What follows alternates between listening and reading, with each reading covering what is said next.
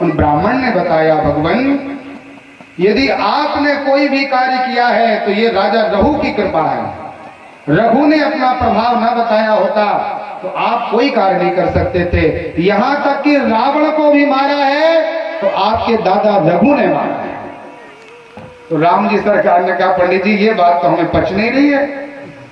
अरे हमने राम रावण युद्ध किया और कितना बड़ा परिश्रम करना पड़ा, पत्नी का वियोग सहना पड़ा, हमारे भैया को भी कुछ समय के लिए बेचैन होना पड़ा।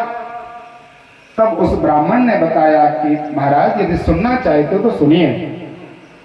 एक बार आपके दादाजी महात्मा रघु सरयू के किनारे बैठ करके त्रिकाल संध्या कर रहे थे। प्रातः काल की संध्या थी। आजकल पंडित जी लोग ही केवल जनेऊ पहनते ना। किसी क्षत्रिय ने जनेऊ पहना है? आप लोग कोई जनेऊ पहन के बैठे क्या? अब बोलोगे पंडित जी ये क्या नई बात बता रहे हो आप, हम लोग भी क्या जनेऊ पहनेंगे, ये तो काम आप लोगों का है, बोलोगे ना। हमारे शास्त्रों में ब्राह्मण, क्षत्रिय और वैश्य तीन वर्णों के लिए त्रिकाल संध्या करना, वेद पाठ करना, यज्ञोपवीत संस्कार करना, जनेऊ धारण करना, ये पूरा नियम है हमारा। आप लोगों की तो चले क्या, ब्राह्मणों ने भी जनेऊ का पालन करना छोड़ दिया है। राजा रघुगण और महात्मा रघु, आप लोग पुराण जब पढ़ेंगे तो प्रत्येक जगह आपको मिलेगा राम जी जहां भी जाते हैं संध्या पहले करते हैं।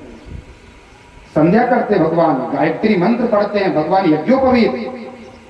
परमात्मा का जब गुरु ग्रह गए पढ़न रघुराई, वशिष्ठ जी के यहाँ गए हैं तो वहां यज्ञोपवीत हुआ भगवान का। जनेऊ पहना राम जी ने, क्षत्रियों को पहनना है। तो ये राजा महात्मा रघु जी संध्या वंदन कर रहे थे और उसी समय रावण आया। रावण ने विचार किया कि मैंने बहुत कीर्ति सुनी है इनकी, आज थोड़ा सा इनका प्रभाव देखें, ये कितने बड़े प्रतापी राजा हैं। और ये तो आंख नाक मूंद करके बंद करके यहाँ भजन कर रहे हैं सरयू के किनारे, चलो इनकी पूरी अयोध्या को समाप्त कर दें। तो जैसे ही रावण अयोध्या जी को समाप्त करने के लिए आगे बढ़ा तो वहां पर देखा बड़ा सुंदर सैन्य शक्ति लगी हुई है, बड़ी कीर्ति है महाराज की। और उसी समय एक ब्राह्मण जो दंडकारण्य वन में भगवान के लिए आहुतियां दे रहे हैं, और नियम ये रहता है पूजा में बैठ जाओ तो फिर उठना नहीं चाहिए जब तक पूजा ना हो जाए। तो पंडित जी यज्ञ कर रहे हैं और उनकी गाय को कोई सिंह आ रहा है और सिंह गाय को मारने के लिए दौड़ रहा था। और यहाँ पर महात्मा रघु जी संध्या वंदन कर रहे हैं सरयू के किनारे। इन्होंने देख लिया कि क्या हो रहा है, तत्काल इन्होंने एक तिनका उठाया कुसा का और तिनका ऐसा फेंक दिया, केवल ऐसा डाल दिया। और उस तिनके के प्रभाव के कारण वहां जहां वो पंडित जी की गाय मरने वाली थी उधर तक का प्रभाव देख लो आप। दंडकारण्य वन में अयोध्या में प्रयास किया और दंडकारण्य वन में शेर मृत्यु को प्राप्त हो गया, गाय बच गई। पंडित जी ने जब अपना भजन पूजन पूरा किया तो उनको पता चल गया कि मेरे राजा ने ऐसा ऐसा किया है। तो ये चीज रावण भी देख रहा था।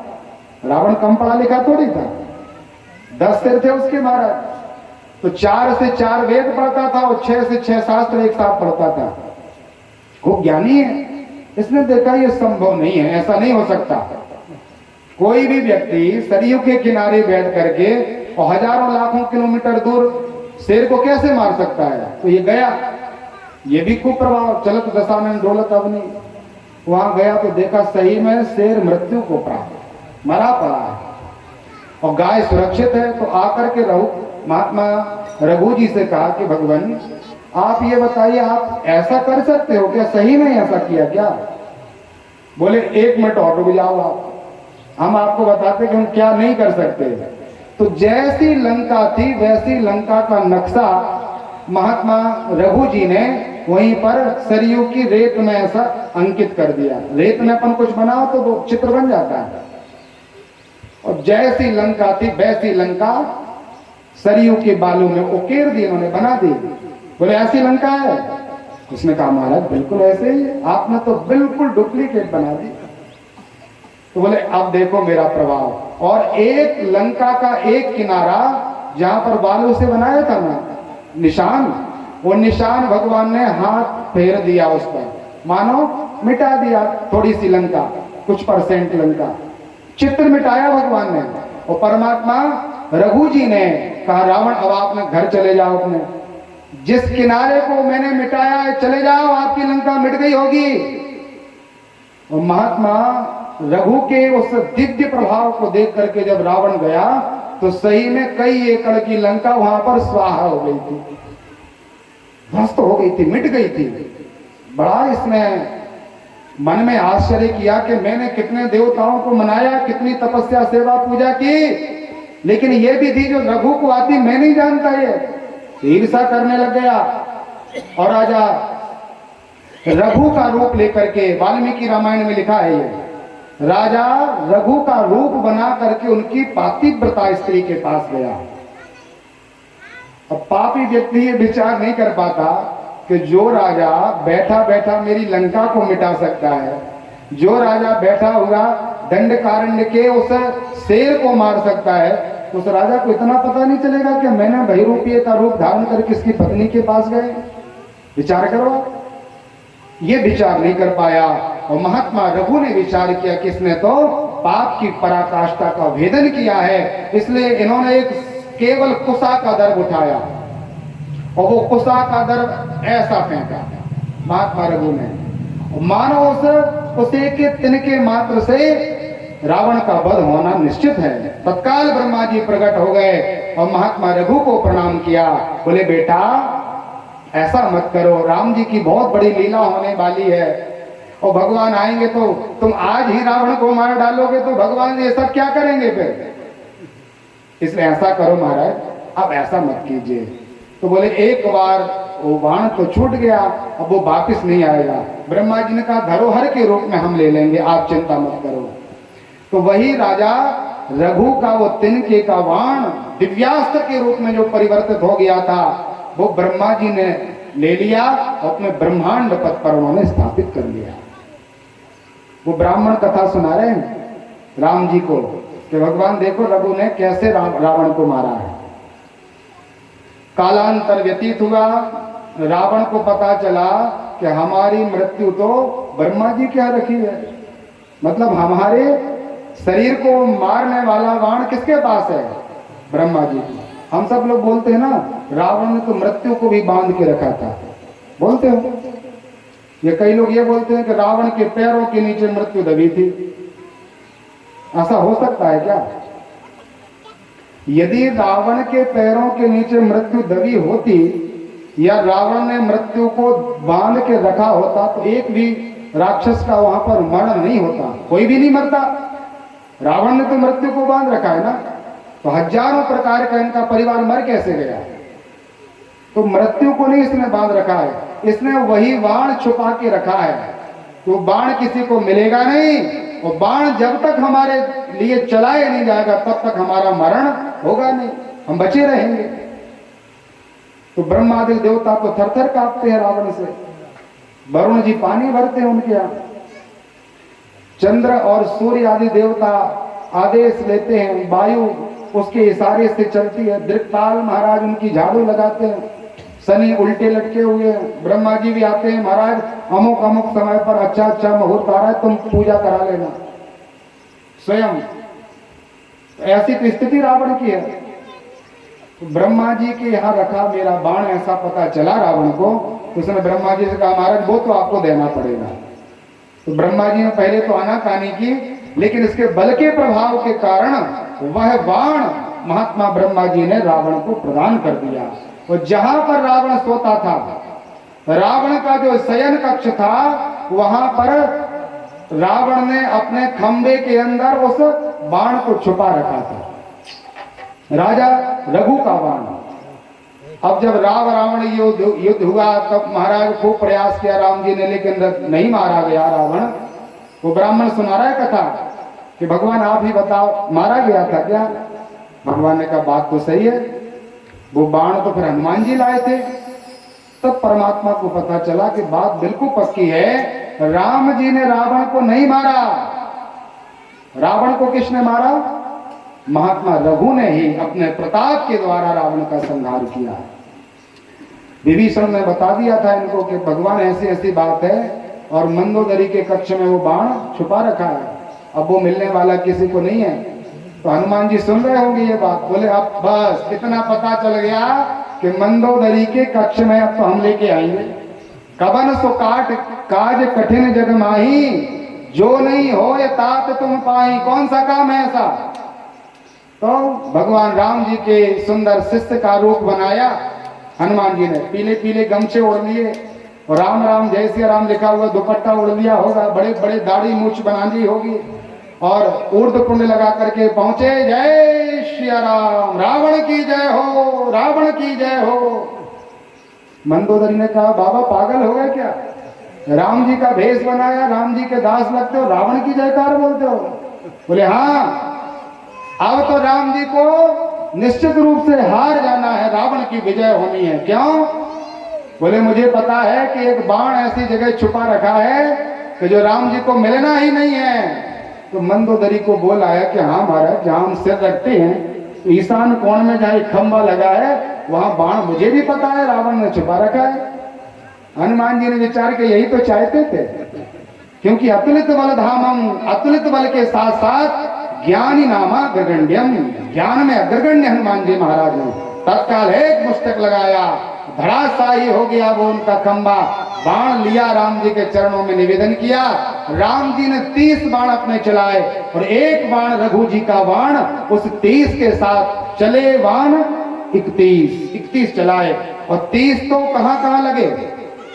आप लोग कथा जानते हो, 10 तो लगे होंगे उसके 10 सिरों में और 20 भुजाओं में, कितने हो गए?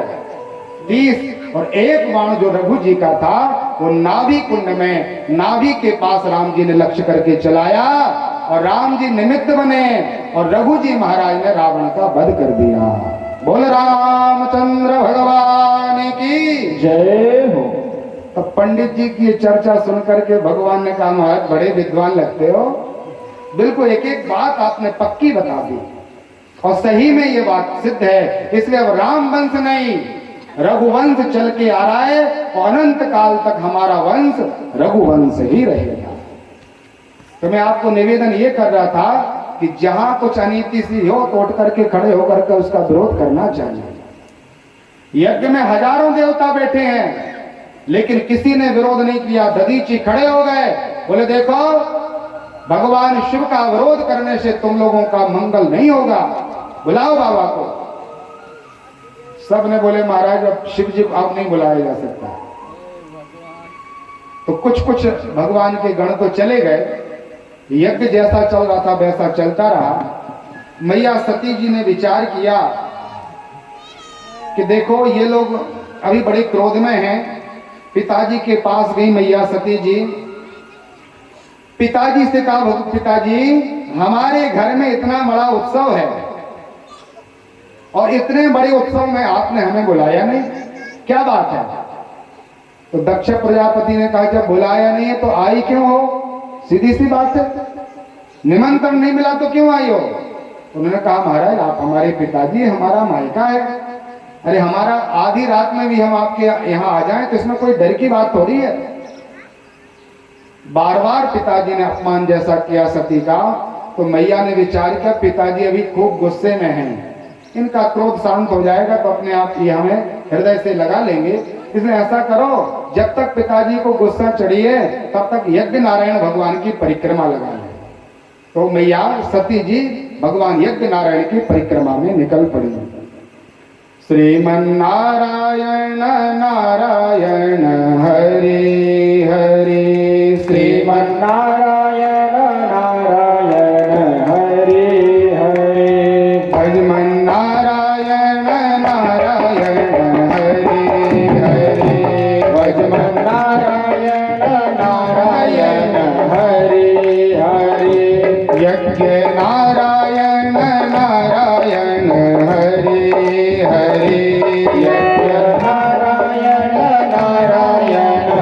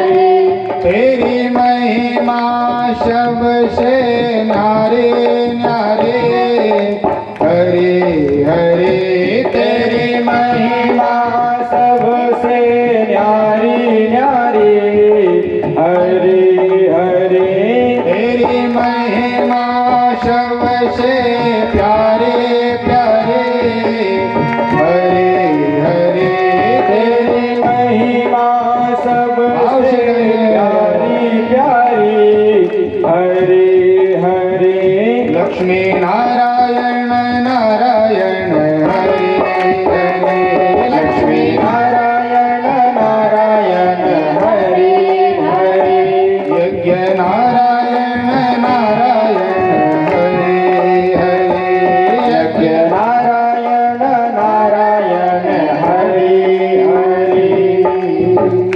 बोलिए यज्ञ नारायण भगवान की जय हो। बहुत सावधानी से कथा सुने। मैया ने संपूर्ण यज्ञ की दिव्य रचना का अवलोकन किया और प्रत्येक जगह मैया पहुंची तो ईशान कोण में असंख्य रुद्र भगवान की स्थापना की जाती है। पूर्व और उत्तर के बीच का जो कोना है वो ईशान कोण है, वहां असंख्य रुद्र भगवान विराजते हैं। तो मैया खूब पढ़ी लिखी हैं, उन्होंने देखा कि अरे यहाँ तो भोले बाबा का सिंहासन बैठना चाहिए था, लेकिन भगवान के यहाँ कोई चौकी नहीं लगाई, कोई कलश नहीं रखा, कोई किसी प्रकार का अक्षत नहीं छोड़ा गया, एक बिल्व पत्र भी भगवान को अर्पित नहीं हुआ। तो माँ ने विचार किया कि भोले बाबा सगे दामाद है ना दक्ष प्रजापति के, तो उन्होंने विचार किया होगा कि बगल में क्यों बाबा को बिठा लें, अरे बीचों बीच बिठा लेंगे, दामाद को सबसे अच्छा स्थान देंगे।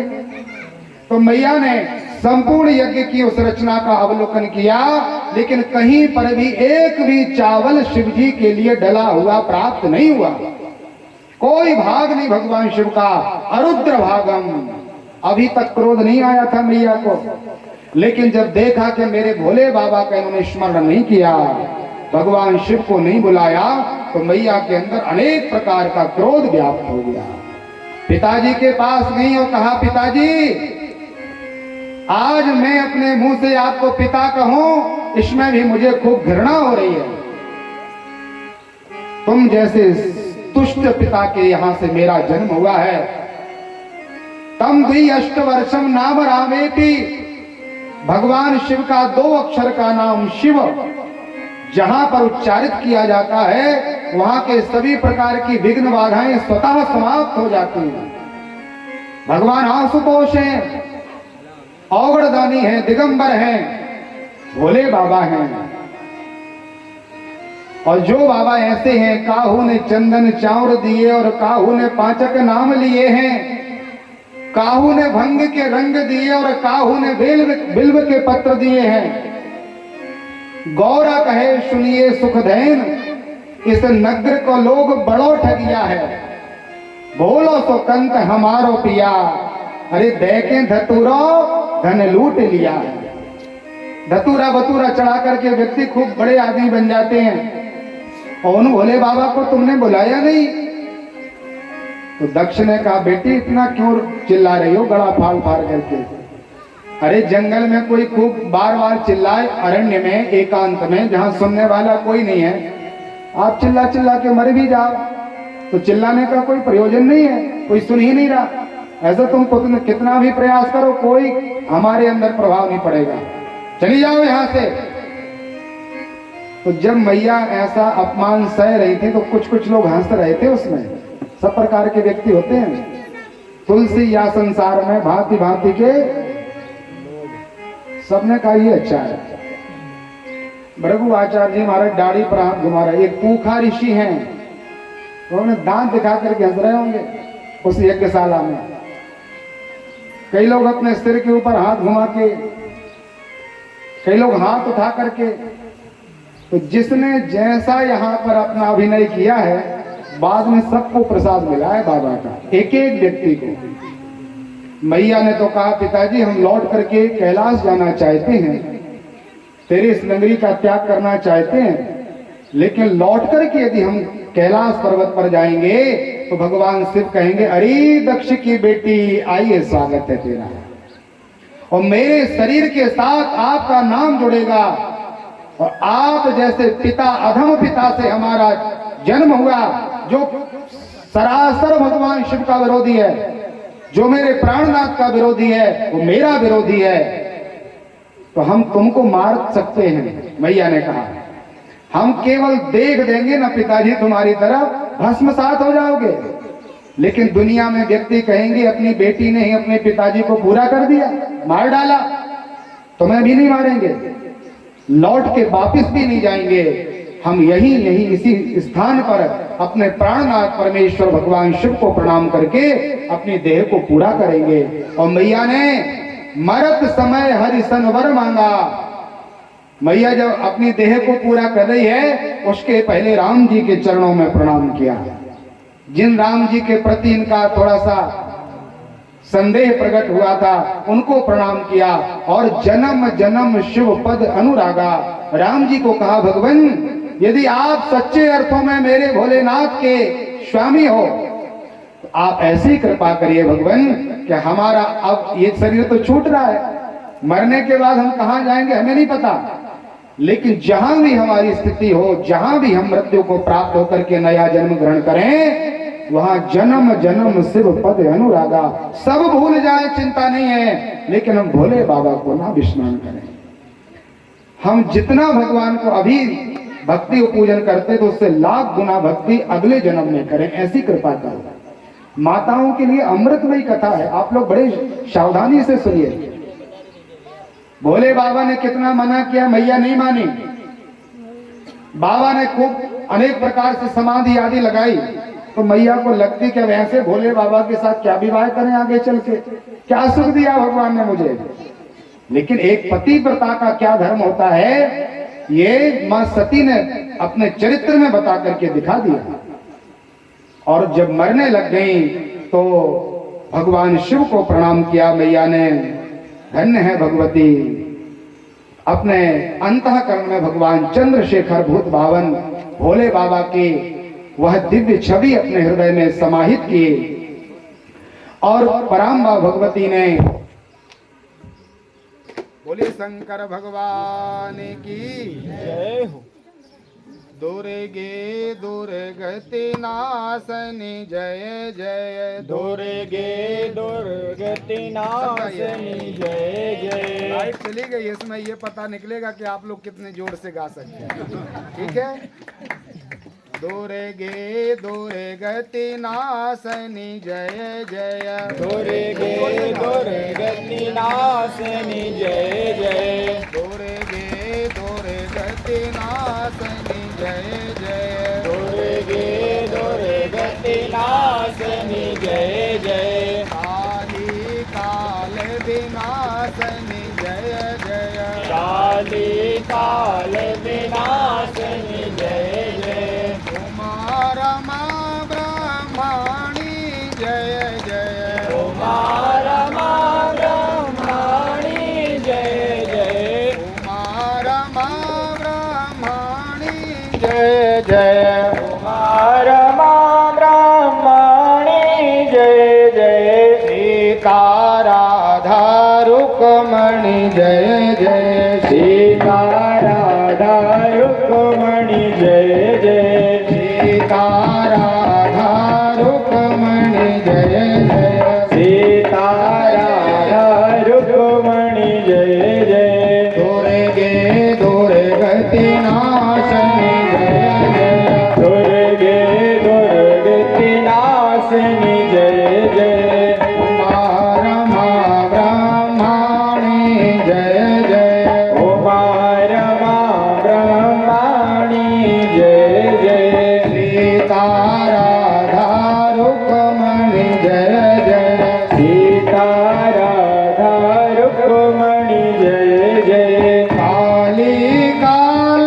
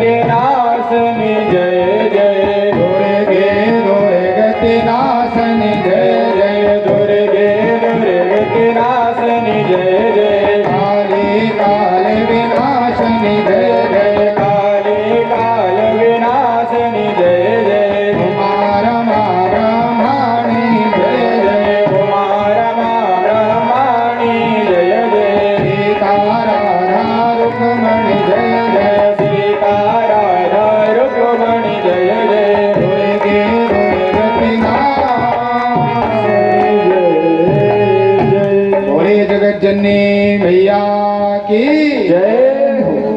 तज वहु तुरत दे हेतु ते हेतु। महात्मा तुलसीदास जी कहते हैं और धरि चंद्र मूल वृष केतु। हृदय में भगवान शिव का स्मरण करके तत्काल भगवती जगदम्बा ने अस कहे योग अगणित अनुजारा भयहु सखल मख हाहाकार। हाहाकार होने लगा महाराज। भगवती जगदम्बा सती जी ने अपने देह को अग्नि में समाप्त कर दिया। कई लोग इस कथा को सुनाते सुनाते भाव में चले जाते हैं और उन्हें पढ़ा नहीं कि क्या ये नहीं समझ में आता, ये जैसा उनका भाव हो। बोले सती ने अपने शरीर को अग्नि में पूरा कर दिया या कुंड में ही अपने देह को पूरा किया। मैया सती ने ऐसा कुछ नहीं किया। योग अग्नि प्रकट की है भगवती ने। प्राण अपान व्यान उदान समान वायुओं को प्रकट किया। और एक अपान नाम की वायु होती है, यहाँ सिर से निकलती है। जब बड़े बड़े योगी महात्मा लोग चाहते हैं कि हम अपने हिसाब से मृत्यु का वर्ण कर लें, तो वो अपने ब्रह्मरंध्र से यहां से वायु को निकाल करके अपनी प्राण वायु को निकाल देते हैं। ज्ञान के कारण ध्यान धारणा समाधि योग के अष्टांग विधि के द्वारा अपने आप प्राण चले जाते हैं और महात्माओं का वो सिर यहाँ का फटा हुआ दिखाई देता है। ऐसे ही मैया ने पांचों वायुओं को प्रकुपित किया अपने शरीर में और योग अग्नि में अपने शरीर को पूरा कर दिया। बोलिए सती महारानी की जय हो। अब बाबा के गण बहुत सारे आए थे तो वो सब कहने लगे महाराज हम तो युद्ध करेंगे, हमारी माता जी चलेंगे। युद्ध करने का खूब प्रभाव किया। प्रभाव बढ़ाते बढ़ाते जब इनका कोई प्रभाव बढ़ने लग गया तो दक्ष ने कहा महाराज क्यों बैठे हो यहाँ? मैंने बताया था ना बड़े लोगों की पंडिताई कैसी होती है। काम बन गया तो पंडित जी ने अच्छा किया और काम नहीं बना तो महाराज को कुछ नहीं आता। अरे महाराज तमाशा देख रहे हो, भगवान के गण हमारा यज्ञ विनाश करने वाले हैं, कुछ उपाय करो। तो भृगु जी महाराज ने विचार किया कि देखो इसके बस में हो करके हमें तंत्र विद्या करनी पड़ रही भोले बाबा के गणों पर। तो जिस विधि से यज्ञ करना चाहिए वैसा न करके दक्षिणाग्नि रक्षो गण बलों के द्वारा तंत्र विद्या के द्वारा जब अग्नि प्रकोपित की तो भोले बाबा के गण परास्त हो गए उस विधि में। महात्मा नारद जी ने विचार किया, सब लोग एक तरफ हो गए और मेरे बाबा का परिवार ऐसा। तत्काल पहुंचे भगवान शिव को प्रणाम किया, महाराज प्रसन्न होइए। शिव जी को महात्मा नारद जी ने प्रणाम किया।